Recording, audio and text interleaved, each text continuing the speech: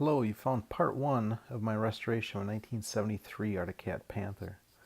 This project started out with my good buddy Pete, who wanted this particular sled out of his barn, and so I took it off his hands. My intent was to have some fun with this, not so much do a correct restoration, but to just make it a fully functional sled for some vintage rides and whatnot. I brought it home one of the last cold, snowy days of 2019 winter, and immediately got to after it.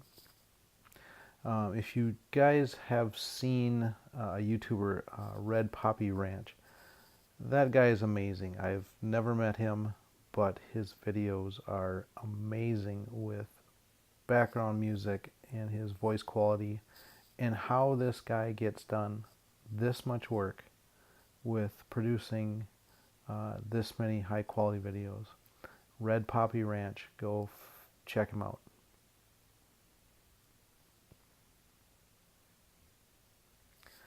So I started taking things apart, and as you can see from the time lapse, things went pretty well.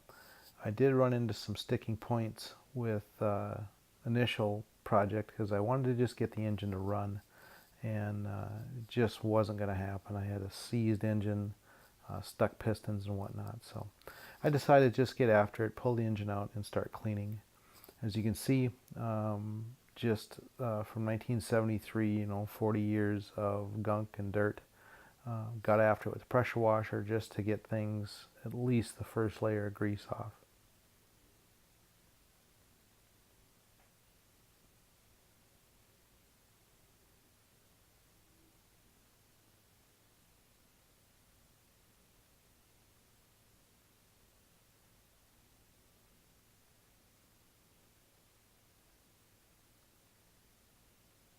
From the video you can see that the snow did come back. We did have a late snowstorm. My son started to help me a little bit in the shop, and he took off the skis for me. It was quite rewarding just to let him get after it with tools and impacts and give her hell. So unfortunately we did snap some bolts because they were just rusted solid.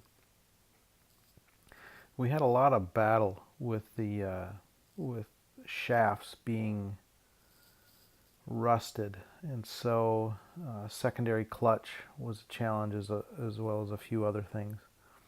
I did get this clutch off camera, but it was quite a challenge.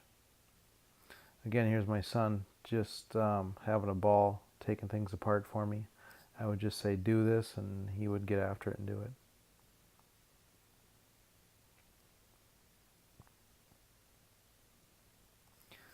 Another thing to note is I did have a great song to put on this video, but not being real well versed in YouTube, I chose not to fight the whole copyright thing, and just decided to try and mimic a little bit of what Red Poppy Ranch does in his videos, although I'm probably failing miserably.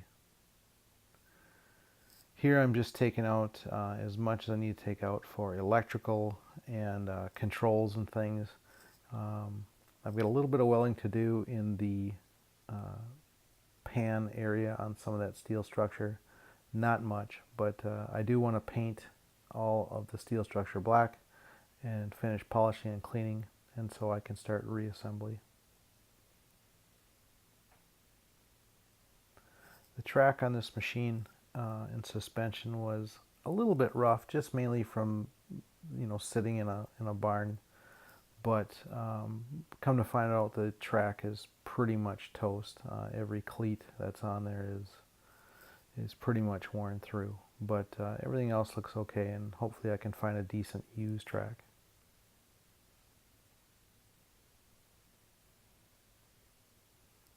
Pulling the drive shaft out was a real challenge. There's not a lot of room on the left side, and unless you've got some pretty short pullers, trying to get that gear off is a real challenge. I was able to finagle everything off with a small puller that I had, and was able to get the track out. Again, track's pretty beat up, so I'm going to be looking for one of those and a few other parts, especially rubber parts, plastic parts, and bearings. Here my son's taking the back of the fuel tank off so we can finish getting this thing dismantled so I can do a little welding on it and then start the reassembly process. He did a great job here taking some of that stuff apart, and I'm super proud of him.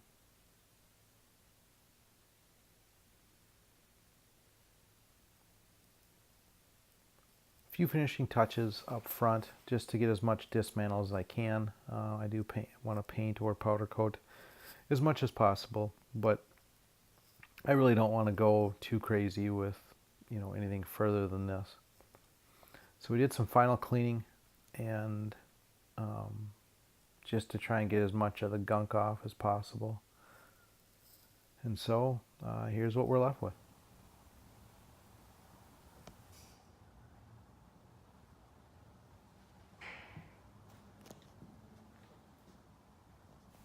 So thanks for watching, and we'll catch you guys on part 2.